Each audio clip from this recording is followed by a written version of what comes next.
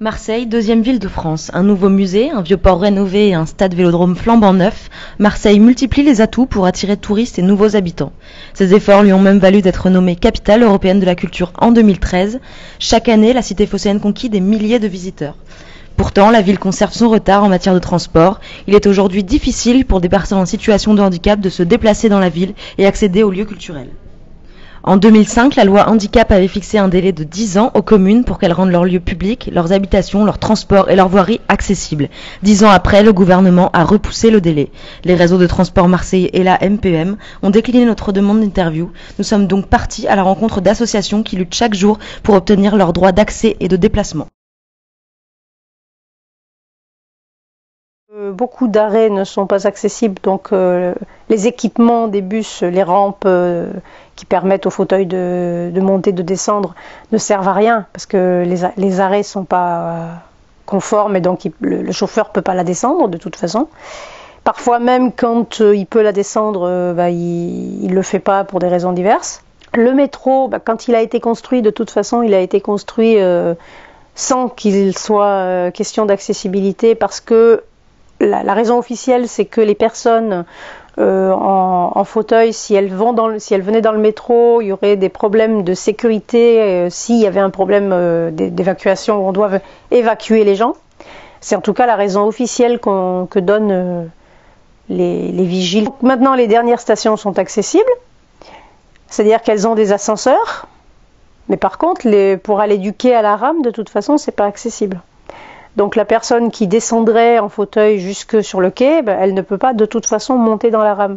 Et puis, même si elle pouvait monter dans la rame, vu que les autres stations ne sont pas accessibles, comment elle fait pour descendre ? J'avais pas le fauteuil, je me laissais glisser parce que quand il est en panne, cet escalator, pour descendre les escaliers, c'est vachement chiant. Et j'ai déjà failli tomber. Descendre des escaliers où il n'y a pas d'escalator, j'arrive à me débrouiller. En fait, dans le fauteuil, c'est les petits trous à l'avant qui sont embêtants. Et dès qu'on met sur deux roues, après, ça marche. La dernière commission d'accessibilité qui a eu lieu le 17 février, ils nous ont dit que, donc la RTM et puis MPM, ils nous ont expliqué qu'ils allaient faire sur la ligne 2 les terminus accessibles. Nous, ça fait 20 ans qu'on réclame la sonorisation des stations, c'est-à-dire que le métro, il indique l'arrêt. Ça se fait dans beaucoup d'endroits et à Marseille ça se fait toujours pas. On compte les arrêts et puis quand on a par hasard un ticket à prendre parce qu'on n'a pas forcément une carte de libre circulation, on est obligé de demander à quelqu'un pour se servir des automates parce que les automates ne sont pas vocalisés non plus. Donc, et puis la chose aussi c'est qu'on a des portes qui se ferment automatiquement. Elles ont le problème qu'elles se referment très vite. Et il y a un certain nombre de personnes qui se retrouvent coincées dedans. Alors au niveau des tramways, en théorie c'est accessible. C'est-à-dire qu'effectivement, normalement, il n'y a pas de dénivelé au niveau du trottoir, donc entre le trottoir et la rame, donc la personne en fauteuil peut rentrer. La question étant de savoir si elle peut aller correctement jusqu'au tramway.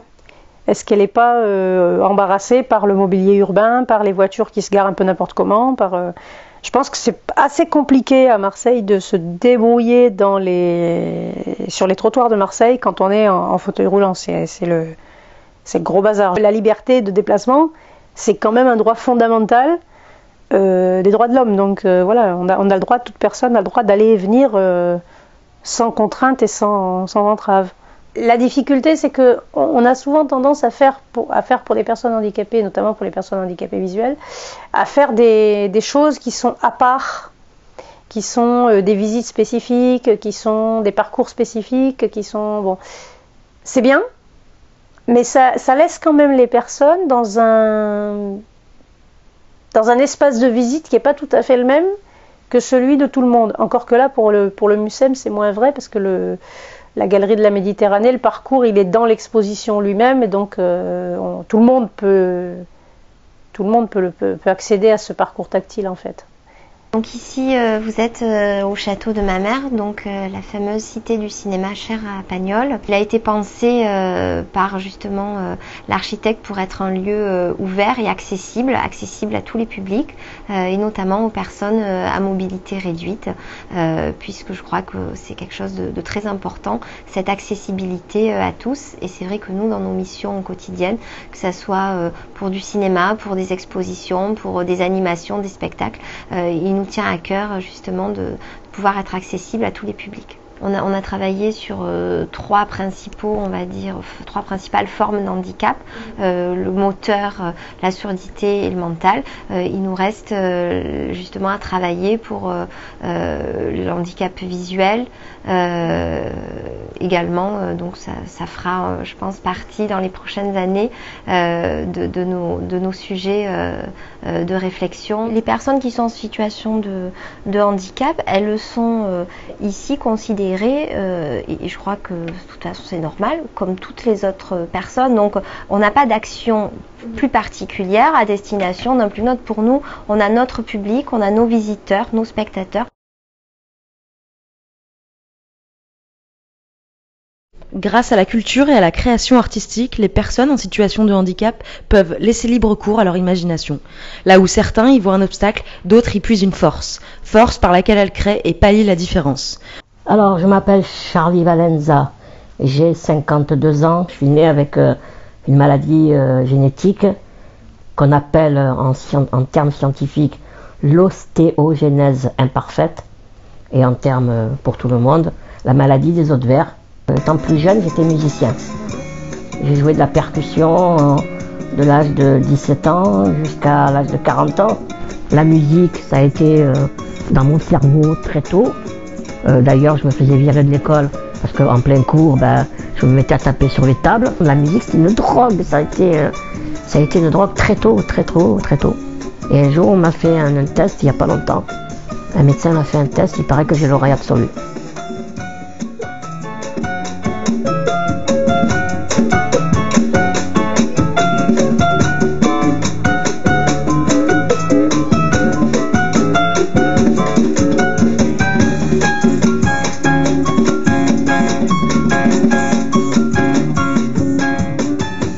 On a une certaine idée fantasmagorique que, par exemple, pour faire du théâtre, il faut obligatoirement savoir parler. Alors qu'il existe des méthodes de techniques dans le théâtre, l'onomatopée, le gros mollo, il y a des tas de sujets qui existent qui font qu'une personne trisomique, une personne handicapée peuvent faire du théâtre.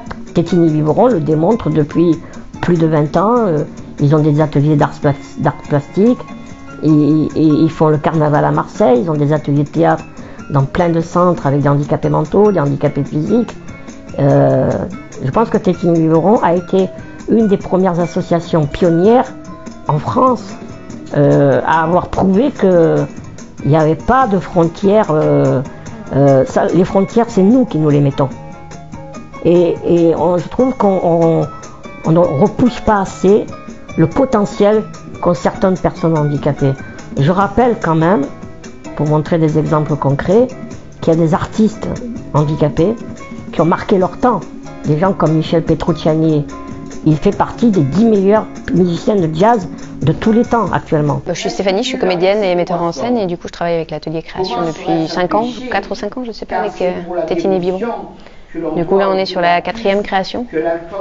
Voilà, c'est la première année où le groupe a décidé qu'il voulait travailler sur une création et non pas sur un texte d'auteur, parce que du coup à chaque fois on a travaillé sur des textes d'auteur, on a monté Anok Levin et Vichniac principalement. Et du coup cette année ils ont décidé de faire une création, c'est-à-dire à partir de leurs propres improvisations, après leurs propres improvisations chantées, dansées ou textuelles, j'aurais proposé des textes qui étaient autour des plaisirs du corps, des plaisirs de la nourriture, des plaisirs de façon générale face à la table. Et les menus du chef. Alors, appétit! L'appétit qui vous vient en mangeant votre semblable n'est que la phase cruciale et remarquablement gastronomique de l'amour du prochain. Assiette! Et leur assiette se tient toute droite verticalement derrière leur tête. Se pincer, se noircir, lever le coude, se piquer la fraise, s'arroser la dalle en pente. Et des plaisirs du corps de façon un peu plus large. Du coup, ce sera un grand banquet avec le public. Et du coup, il y aura une alternance de chants, de danse et de textes. Et c'est des textes qui sont pris, c'est des petits bouts de texte entre des surréalistes, Bria Savarin, des proches et d'autres. Précisément le handicap, cette mixité en fait apporte aux deux. Du coup, bien entendu, pour des personnes handicapées, il y a moins de cadres et de possibilités d'aller faire des ateliers théâtre, donc forcément c'est important parce que du coup, ils ont cette entrée qui n'est pas donnée dans la plupart des ateliers théâtre. On les accepte pas en fait assez simplement, ou même si on les accepte après très vite ils sont mis de côté.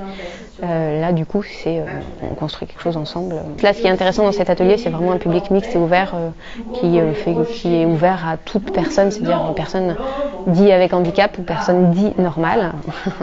Après, du coup, nous, comme on travaille, c'est qu'il n'y a pas de différence et chacun a des spécificités et qu'on travaille avec ces spécificités-là qui font que sur un plateau, ça peut être des spécificités qui sont magnifiques. Je suis Dominique, je suis animatrice en dessin et peinture et j'exerce pour la compagnie Tétine et Biberon depuis 4 ans. C'est un véritable bonheur pour moi puisque chaque mardi de 16h à 18h, 18h à 20h, normalement, il y a 9 personnes par groupe.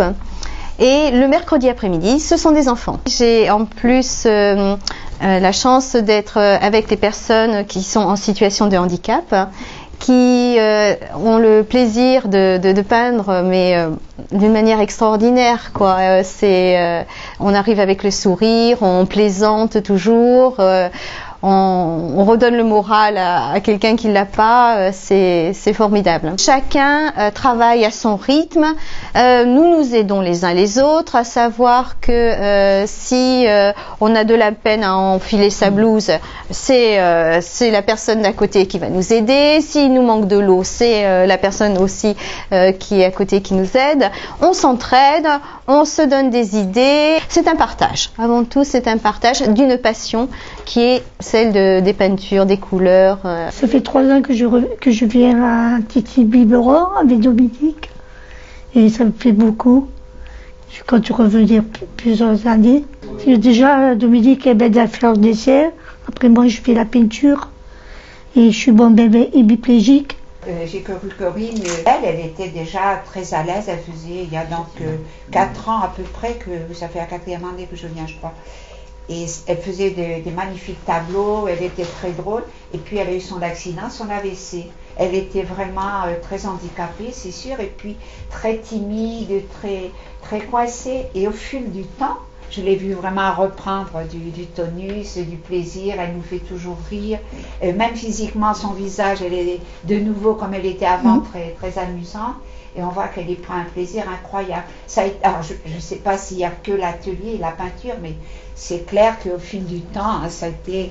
Maintenant, elle revient, même son visage, comme on l'a connu il y a 4 ans. Voilà. Ça fait la 3e année que je viens à l'atelier Tétine et Biberon.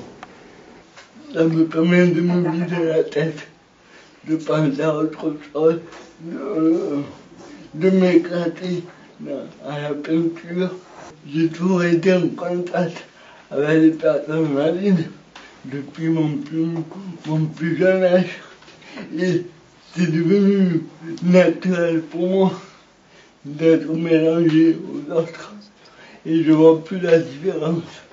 Peut-être que certaines personnes la voient, mais moi, valide ou handicapé, on est tous pareils. C'est vrai. Au plus il y aura des initiatives comme ça, au plus ça sera bénéfique pour tout le monde, autant pour nous, personnes handicapées, que pour les personnes valides aussi, parce que c'est un échange, on s'aide, on s'entraide, et on a chacun nos forces et nos faiblesses, et ensemble on arrive à des choses extraordinaires. Moi, quand je peins, au début, je me dis, je ne vais jamais arriver à le faire. Et à la fin, j'essaie d'être satisfait. Et ce qui était très important pour moi, et d'essayer de faire le plus possible stage. Quitte à y revenir, quitte à même si c'est pas parfait, c'est très important que je puisse te dire, c'est moi qui le fais. Moi, je pense que la culture, ça commence par le rassemblement entre les êtres et qu'ils ont envie de se parler. Ils ont envie de communiquer. Parce qu'il ne peut pas y avoir de culture sans communication. La culture, c'est pas que la peinture, la musique, le cinéma, le loisir. La culture, c'est un état d'esprit.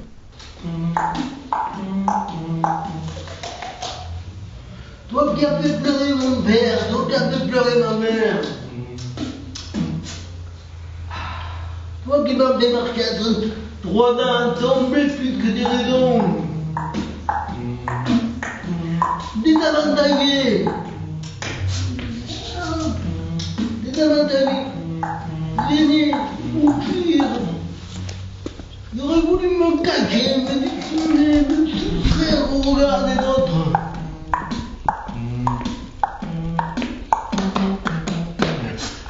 Toi qui m'as éloigné de ma famille, privé de mes sœurs, toi qui m'as compliqué mes amours, embrouillé mes sentiments.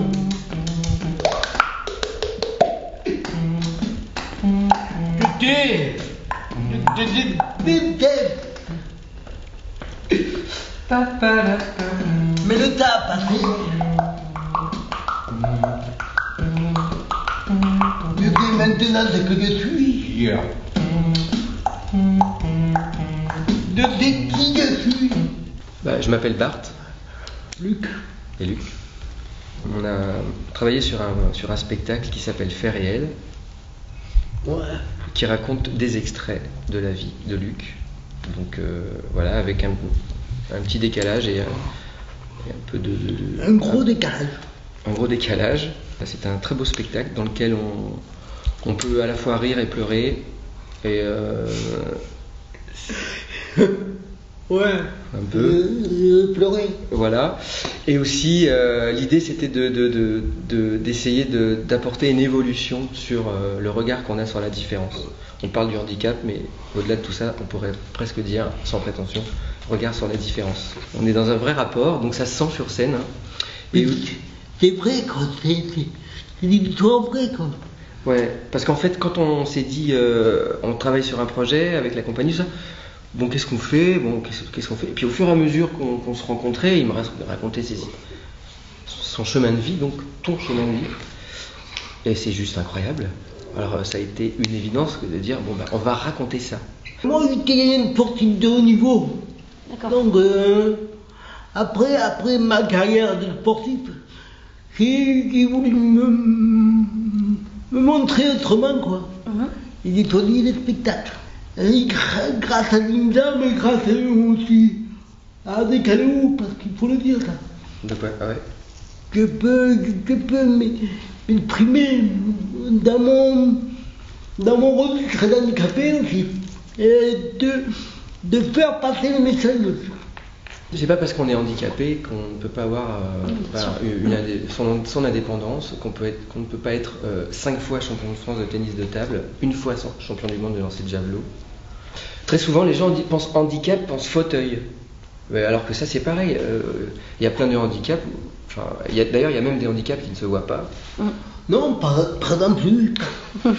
Donc oui, c'est la petite boutade, mais c'est vrai qu'on a tous un petit côté handicapé, on a tous des nœuds. Parce que dans notre spectacle, bien souvent on croit que c'est lui l'handicapé, c'est pas moi. C'est pour ça que ce spectacle, il est beau. C'est que voilà, il y a de la tendresse, à la fois il y a des gros clichés, on casse les clichés. Puis à la fois, c'est simple, c'est très lisible. Il y a des enfants des enfants de 6 ans qui laissent un mot, qui disent, un que je retiens là qui me revient, c'est j'ai le rire de votre handicap. Ça c'est beau. Les gens qui sont touchés par ce spectacle repartent avec une petite porte qui est ouverte. Et c'est ça qu'on cherche, en dehors de se faire plaisir. Qu'avait défini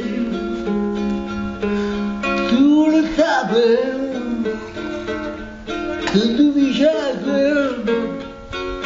qui me souriait. Mais il a plu toute cette plage, dans cet orage, elle a disparu. Et j'ai crié, Aline, pour qu'elle revienne. Et j'ai pleuré, j'avais trop de peine. Je me suis assis auprès de son dame, la belle dame qui était enfuie. Je le cherchais, tant plus d'y croire, d'un espoir pour me guider. Et j'ai crié, Aline, pour qu'elle revienne. Et j'ai pleuré, j'avais trop de peine. Je n'ai gardé tout du visage comme une épave sur le sable mouillé. Et j'ai crié, Aline, pour qu'elle revienne. J'ai pleuré, j'avais trop de peine. Et j'ai crié,